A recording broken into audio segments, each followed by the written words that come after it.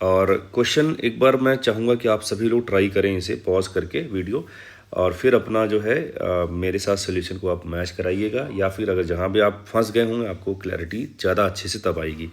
तो क्वेश्चन एक बार मैं आप लोगों के लिए रीड कर देता हूँ। An electrical circuit shown in the figure 4.28, ये दिख रहा है आपको, has a negligibly small active resistance. The left hand capacitor was charge to voltage V naught, and then at the moment t is equal to 0 the switch was closed. Find the time dependence of voltage in the left and right capacitor। ठीक है, तो देखो अगर आपको अगर voltage निकालना है capacitor में, तो अगर आप चार्ज निकाल लो किसी तरीके से कैपेसिटर पे, तो अपने आप v equal to Q by C हो जाएगा। तो मैंने इस क्वेश्चन में सॉल्यूशन में मैंने वोल्टेज नहीं निकाला, मैंने चार्ज निकाला है। तो एक स्टेप लास्ट में रह जाएगा क्यू बाई सी करने का, क्यू तो निकाल ही लिया है। ठीक है, चलिए देखते हैं खटाखट हम लोग। वैसे मैंने अभी एक वीडियो बनाया है थोड़ी देर पहले, जिसमें मैंने इसका एक ब्रीफ दिया था थ्योरी को लेके कि कैसे इसके पीछे की थ्योरी क्या है। तो उसी को हमने आगे कंटिन्यू करा है एक क्वेश्चन के थ्रू समझने के लिए और बेहतर तरीके से। कि जैसे मान लीजिए हमारे पास ये शुरुआत में अरेंजमेंट दे रखा है कि इसको हमने लेफ्ट वाले को चार्ज कर रखा है वी नॉट से, और टी इक्वल टू 0 पे आपको यहाँ पर जो स्विच है उसको क्या करना है, क्लोज करना है। ठीक है, ये टी इक्वल टू 0 पे क्लोज करना है। हमने कहा किसी समय टी पर, ये जो हमने डायग्राम बनाया है, ये डायग्राम एक किसी समय टी पर बनाया, ठीक। एट एनी टाइम टी हमने मान लिया कि Q amount of charge let suppose flow करके चला गया, तो इस पर चार्ज कितना बचेगा, कैपिटल क्यू माइनस क्यू, और कैपिटल क्यू ही सी वी नॉट था, है ना। ये ऐसा क्यों लिख पाया मैं, क्योंकि यहाँ पर ये दोनों प्लेट अगर देखा जाए तो एक आइसोलेटेड सिस्टम हो जाएंगे। इस आइसोलेटेड सिस्टम पे नेट चार्ज हमेशा क्या रहेगा, कंजर्व रहेगा। तो अगर क्यू अमाउंट ऑफ चार्ज यहाँ पहुँच गया मतलब इसमें से ही गया होगा। तो अगर इसमें टोटल पहले क्यू था तो उसमें से स्मॉल क्यू चला गया, तो बचा कितना, कैपिटल क्यू माइनस क्यू। ठीक है, तो अब हमने क्या करा कि हमने कहा देखो सर ये लेफ्ट वाला हमारे पास कैपेसिटर है, ये राइट वाला कैपेसिटर है। ठीक है, मुझे इतना पता है कि सर दोनों में जो क्यू होगा वो जो भी आएगा वो एसएचएम इक्वेशन से ही आएगा। ठीक, तो मैंने क्या करा, ये राइट वाले को पहले सॉल्व करना स्टार्ट कर दिया।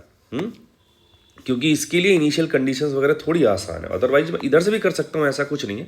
राइट वाले से सॉल्व करते हैं हम लोग। तो राइट वाले पे हमने माना कि किसी समय पर चार्ज कितना है, क्यू।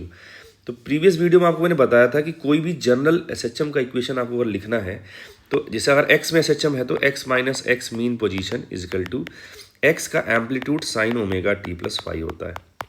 ठीक है, तो चूंकि यहाँ पे क्यू में एसएचएम हो रहा है, वो मैथमेटिक्स क्यू में बन रही है, तो वही मैथमेटिकल जो फॉर्मेट या सोल्यूशन आएगा वो क्यू में आ जाएगा। तो क्यू माइनस क्यू का मीन पोजीशन, क्यू का amplitude sine omega T plus five. ठीक है, हमने बनाया ये, इसको बोल दिया इक्वेशन नंबर 1।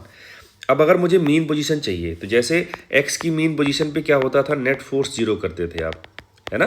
तो नेट फोर्स जीरो मतलब एक्सेलरेशन जीरो। यहाँ पर एक्सेलरेशन जो है उसको हम D I by D T से रिप्लेस करते हैं। तो यहाँ पे D I by D T zero होगा जब क्यू की वैल्यू क्यू मीन पोजीशन वाली होगी। तो D I by D T अगर कहीं पे जीरो हो गया तो इंडक्टर के अक्रॉस जो ईएमएफ है वो जीरो हो जाएगा, क्योंकि वो होता है L D I by D T magnitude wise. ठीक है, तो ये जीरो हो गया। अब अगर मैं सर्किट इसको ड्रॉ करूँ, इसको यहाँ पे क्यू मैक्स वाली क्यू मीन पोजीशन वाली कंडीशन पे, तो इसके अक्रॉस कोई ईएमएफ नहीं आ रहा, मतलब ये प्लेन वायर जैसा बिहेव करेगा। तो मैंने यहाँ दिखाया भी नहीं है इंडक्टर, प्लेन वायर दिखाया। तो आपको दिख रहा है ये दोनों डायरेक्टली पैरेलल में आ गए। तो इसका पोटेंशियल इसका पोटेंशियल सेम कर दो, तो यहाँ पे Q minus Q by C हो जाएगा, यहाँ पे क्यू बाई सी हो जाएगा। पोटेंशियल सेम करा तो मेरे पास क्यू आया सी वी नॉट बाई टू। और ये हम किस कंडीशन में सॉल्व कर रहे हैं, जब क्यू की वैल्यू क्यू मीन पोजीशन वाला था। तो क्यू एम पी आ गया C V not by to. तो एक तो हमारे पास पैरामीटर हमने सॉल्व कर लिया। अब मेरे पास अननोन है ये और ये है अननोन, दो और अननोन बचते हैं। देखना, फाई के लिए मैं गया, तो फाई के लिए मैंने कहा टी बराबर 0 पे जो राइट वाला कैपेसिटर था उसमें कोई भी चार्ज नहीं था, तो वो लिखा मैंने। और दूसरा कंडीशन मैं लगाऊंगा टी इक्वल टू 0 पे इस सर्किट में कोई करंट भी नहीं था, तो वो दोनों कंडीशंस में फाई पे काम करूंगा, फाई और क्यू ए पे। तो चलो टी बराबर 0 पे क्यू 0 करा। तो इक्वेशन नंबर 1 में अगर आप यहाँ पे क्यू 0 करेंगे तो minus C V not by two, और ये पूरी चीज़ क्यू ए साइन फाइव हो जाएगी, वो यहाँ पे लिखा हुआ है। ठीक है, फिर हमने कहा टी बराबर 0 पे करंट भी 0 है, तो इसको डिफरेंशिएट करो इक्वेशन नंबर 1 को। तो D Q upon D T इस वाले इक्वेशन करो, यहाँ पर D Q upon D T इसका तो 0 हो जाएगा क्योंकि ये सी वी नॉट बाई टू था। बाकी इसका आएगा Q A omega cos omega T plus five, वो मैंने यहाँ पे लिख दिया। आपको पता है टी इक्वल टू 0 पे करंट 0 है, तो ये 0 हो जाएगा। तो यहाँ पे आपका Q A omega cos phi T बराबर 0 रखोगे तो ये ओमेगा टी वाला टर्म 0 हो जाएगा।